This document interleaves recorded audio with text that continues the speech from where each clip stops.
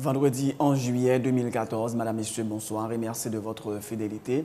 Bienvenue dans ce nouveau numéro de Pulsation Week-end. À la une de l'actualité, lors de la troisième réunion du dialogue binational jeudi en République dominicaine, les gouvernements haïtiens et dominicains ont signé un accord visant à développer un environnement favorable aux échanges commerciaux en adoptant le principe de réciprocité. Le gouvernement haïtien a annoncé le démarrage de son programme d'identification et de documentation des Haïtiens en République dominicaine, ainsi que la réduction substantielle des frais d'émission de passeport pour les sans-papiers, à savoir 1000 pesos, soit 25 dollars américains. Le premier secrétaire de la Chambre des députés accueille favorablement la désignation de Yolette Mengual par le CSPJ pour représenter le pouvoir judiciaire au CEP. Le député Abel Descollines dit souhaiter que les dispositions soient prises pour permettre dans le meilleur délai la prise de fonction des nouveaux conseillers électoraux. Le directeur exécutif de la PAPDA, Camille Chalmers, qualifie d'inquiétantes les informations selon lesquelles les prix des produits pétroliers pourraient bientôt connaître une augmentation significative sur le marché local. Pour Camille Chalmers, cela va entraîner un épisode d'inflation sur les prix des produits de première nécessité, alors que la population connaît déjà des conditions de vie extrêmement difficiles. Investir dans les jeunes, c'est autour de ce thème que le ministère de la Planification et de la Coopération externe et le Fonds des Nations Unies pour la population ont organisé ce vendredi 11 juillet un atelier de travail dans le cadre de la Journée mondiale de la population. L'opération Bordure de protection se poursuit au Proche-Orient. Tsahal a de nouveau frappé la bande de Gaza, faisant de nouvelles victimes, dont des civils. Pour la première fois depuis le début des hostilités, des roquettes palestiniennes ont fait des blessés dans l'État hébreu. Les appels à l'apaisement se multiplient à travers la communauté internationale. En sport, la 20e édition de la Coupe du monde de football touche à sa fin.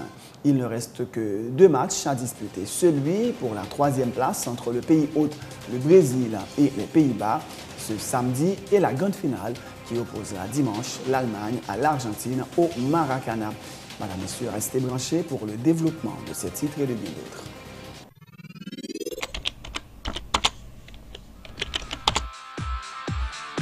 Bienvenue à cette édition d'Information Pulsation, l'essentiel de l'actualité de la journée. Merci de votre fidélité. Bienvenue dans ce premier numéro de Pulsation Week-end.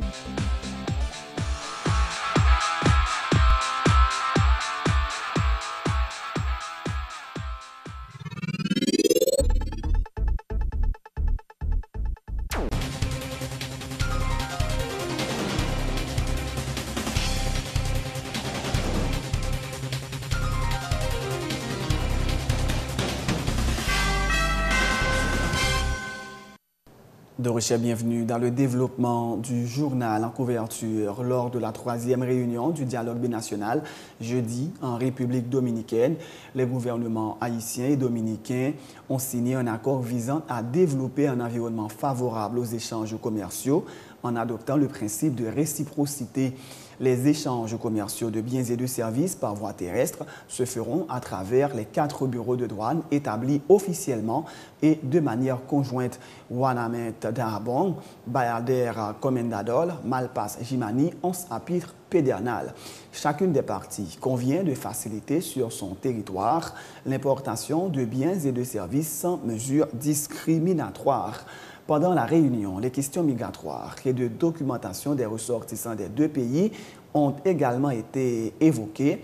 Le gouvernement haïtien a annoncé le démarrage de son programme d'identification et de documentation des Haïtiens en République dominicaine, ainsi que la réduction substantielle des frais d'émission de passeport pour les sans-papiers, à savoir 1000 pesos, soit 25 dollars américains. Autre point de l'actualité, le premier secrétaire de la Chambre des députés accueille favorablement la désignation de Yolette Mengual par le CSPJ pour représenter le pouvoir judiciaire au CEP. Le député Abel Descollines dit souhaiter que des dispositions soient prises dans le meilleur délai pour permettre la prise de fonction des nouveaux conseillers électoraux. Abel Descollines, qui presse le Sénat de plancher sur les amendements à la loi électorale, demande également aux membres du CEP de s'assurer que les prochaines élections soient crédibles et démocratiques. Il a aussi plaidé en faveur de l'intégration des partis et organisations politiques qui ne se sont pas inscrits pour participer au scrutin. Au niveau de la Chambre des députés, son sentiment de satisfaction, puisque différents secteurs de la société tapent réclamé un conseil électoral équilibré. Nous avons le sentiment, tel que débat été agité, conseil ça, c'est un conseil qui est équilibré quand on connaît en tout cas les appartenances et quand on connaît des prises de position des uns et des autres qui fait partie du conseil électoral provisoire. Ça n'a attendre que organiser des élections crédibles, honnêtes et démocratiques. Est-ce que Mme Mengual, qui attend de Mme Mengual J'ai une attente personnelle de Mme Mengual, moi j'ai une attente de conseil électoral provisoire. Nous attendons à ce que les 9 personnalités qui constituaient conseil ça, ils mettent à la hauteur pour faire en sorte différents secteurs, qu'il s'agisse des secteurs du pouvoir ou de l'opposition, sont capables de désormais Haïti organiser une élection avec un conseil électoral qui te mettait au-dessus de la mine. Nous souhaitons, Sénat, li papay, yon signal comme élément de blocage dans la mesure où le conseil l'y complété. Donc, Sénat, l'y gagne pour l'y jouer attribution constitutionnelle.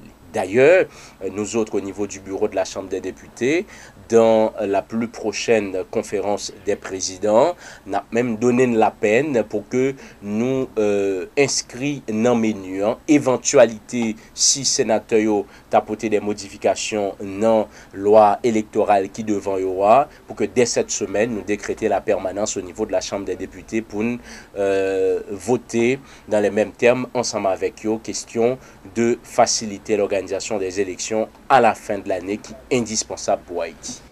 Les actes de criminalité, de violence tendent généralement à augmenter à l'approche des échéances électorales et le gouvernement doit prendre des dispositions en vue de les combattre. C'est ce qu'a indiqué ce vendredi la directrice nationale de la Commission épiscopale Justice et Paix, déplorant le rôle des politiques dans la recrudescence des actes de violence.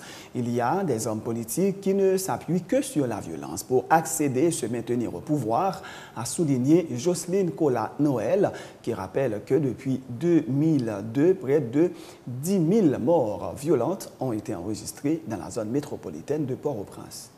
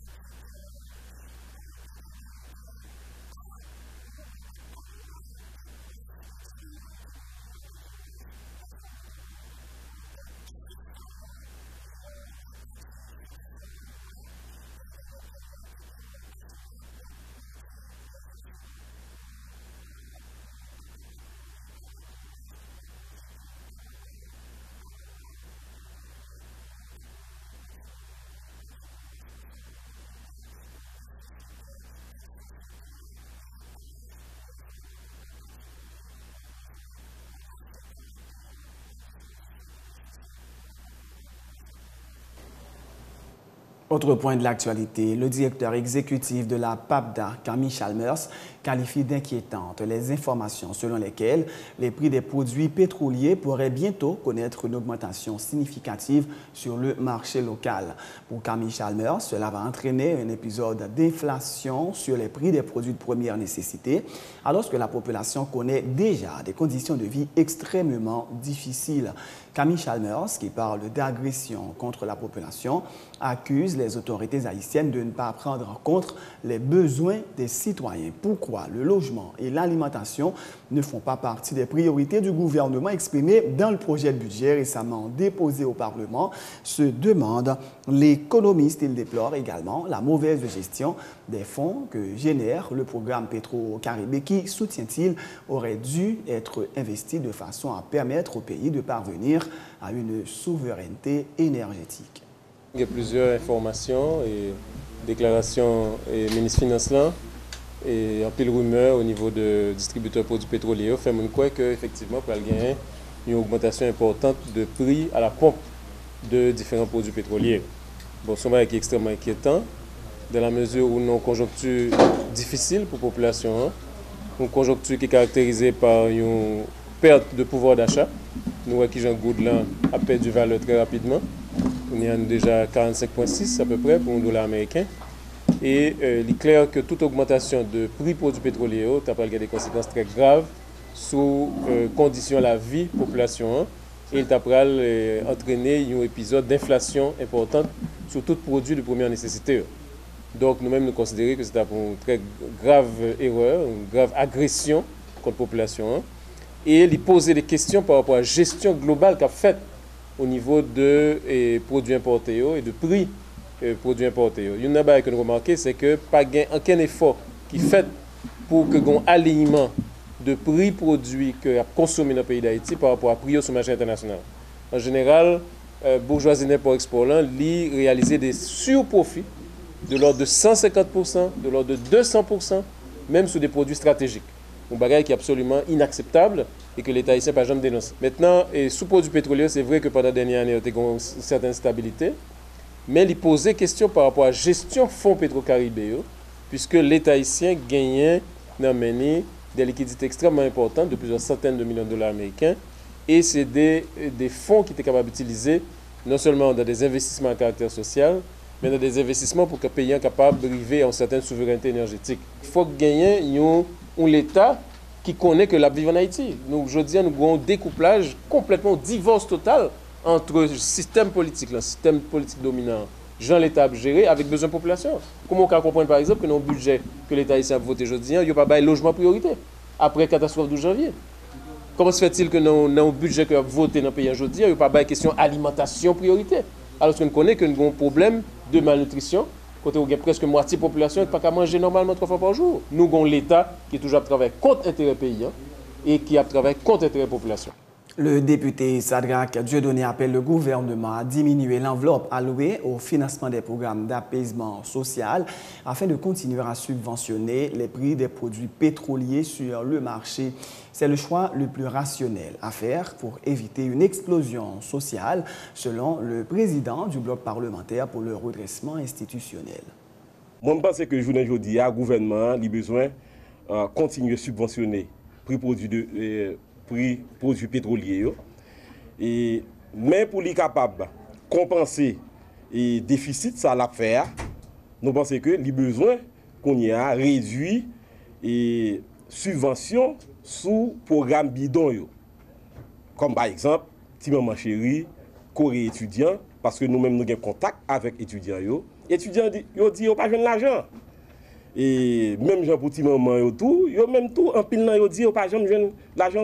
Nous pensons que l'argent que l'État a besoin par rapport à l'élévation prix produits pétroliers, il est capable de venir de l'autre côté, dans l'argent l'a dépensé pour y exécuter projet bidon. Donc nous croyons que c'est un choix qui est plus lucide, qui est plus équilibré, qui est capable de faire journée aujourd'hui si nous voulons éviter une explosion sociale. Moins qu'on ait un gouvernement qui n'est pas trop intéressé vraiment pour l'État réduire subventions sur produits pétroliers, même si technicienne qui dans ministère des Finances, lui-même, de avis ça. Mais nous connaissons des gens qui pas veulent qui pas mais pour yo mettre en fin à subvention sous produits pétroliers. C'est pas parce que remet peuple là. C'est parce que tout simplement il a géré en contexte électoral, yo pas veulent et puis yo pas une sympathie peuple là dans l'élection. Donc yo voulait qu'un subvention yo. Mais si yo remet peuple là tout bon vrai, c'est suspendre gaspiller l'argent des contribuables, c'est suspendre faire corruption et c'est suspendre mettre l'argent pays dans projet bidon yo. C'est choix ça qui choix rationnel et c'est choix ça qui est bon pour le peuple. Dans le cadre de la Journée mondiale de la population ce vendredi, le ministère de la Planification et de la Coopération externe et le FNUAP ont organisé un atelier de travail autour du thème « Investir dans les jeunes ». En Haïti, plus de 20% de la population sont âgés de 20 à 24 ans. Robinson Joseph, reportage.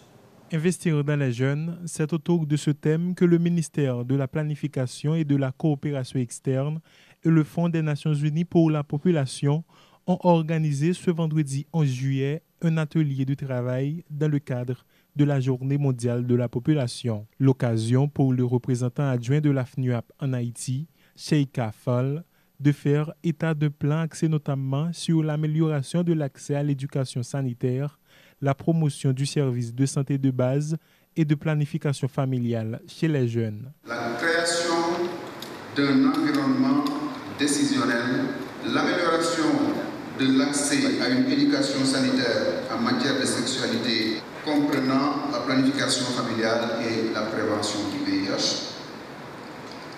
Et enfin, la facilitation du leadership et de la participation des jeunes. Le vice-président du réseau des parlementaires haïtiens pour la population et le développement, Begin Steus, qui participait à cet atelier, a plaidé en faveur d'une politique visant l'intégration des jeunes dans l'administration publique. Investir dans les jeunes suppose avant tout une politique budgétaire, une politique publique rationnelle, capable d'intégrer les jeunes et de changer ainsi la société. L'accent a été mis également sur le démographie galopante en Haïti, une population qui compte environ 30% de jeunes, d'où la nécessité d'investir davantage dans l'éducation, a souligné le ministre de l'Éducation nationale, Nesmi Maniga. Haïti risque de ne pas profiter de ce qui est aujourd'hui quand même ce bonus démographique, on risque de le transformer en bond démographique. Si on ne prend pas le temps, si on ne fait pas les investissements qu'il faut autour de l'école, autour de l'éducation. Et c'est vers là qu'il nous faut aller. Sur les 7 milliards de personnes que compte la population mondiale, un quart, soit 1,8 milliard, sont âgés de 10 à 24 ans. Le président Leslie François Maniga n'est pas mort du chikungunya, contrairement aux informations ayant circulé en ce sens. C'est ce qu'a indiqué jeudi sa veuve, Myrlande Maniga, qui reconnaît toutefois que l'ex-chef d'État avait été, comme beaucoup d'autres citoyens, frappé par l'épidémie. Au moment où il a contracté la maladie, son organisme commençait déjà à s'affaiblir, mais il est mort tranquillement dans son sommeil, a dit Mme Maniga, qui précise qu'à ce moment, les douleurs musculaires qui accompagnent le chikungunya commençaient à disparaître. Si elle affirme avoir apprécié le geste du président Michel Martelly et du Premier ministre Laurent Lamotte, qui sont venus la voir après la mort de son époux, Myrlande Maniga a fait savoir que cela n'affecte pas sa position politique. Yo dit en pile bagaille, yo dit il mourit de cancer, il mourit de toute qualité bagaille. En fait, il y a 3 ans, il a eu un grave accident, fracture du col du fémur, il est obligé de mettre en prothèse. Ça a bien marché. Ensuite, il y a eu des problèmes au niveau de la prostate. Ensuite, il y a eu des problèmes au niveau des voies digestives. Et chikungunya fini avec. C'est-à-dire, le corps est déjà affaibli. Et je dis ça pour ne pas dire que c'est chikungunya qui tue. Non.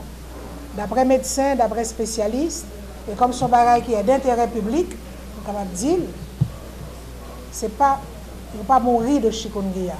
L'organisme est déjà affaibli. Donc, Le fièvre l'a pris, il n'a pas mangé encore du tout et il mourit. Heureusement, douleur musculaire a été diminuée, voire étalée, il mourit calmement dans son sommeil. Il y a une dimension humaine des choses et une dimension politique. La dimension humaine, présidence la baille nous communiqué, primature baille nous communiqué. Il vient officiellement dire que le gouvernement a décidé de faire des obsèques funérailles nationales et chef du protocole la ville la caille. Et par cette occasion, il remet une très belle lettre de président Martelly. Martelly, c'est vrai, m'a jamais accepté, Jean a proclamé le président.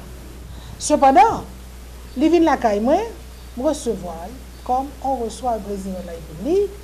Et je peux vous annoncer aussi que moi, voyez une lettre officielle de remerciement Bali.